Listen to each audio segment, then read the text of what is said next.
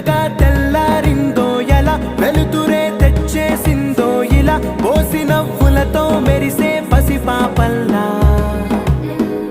చేదతో బావులలో గలగల చెరువులో బాతుల ఈతల కళ చేదుగా ఉన్న వేపను నమిలే వేళ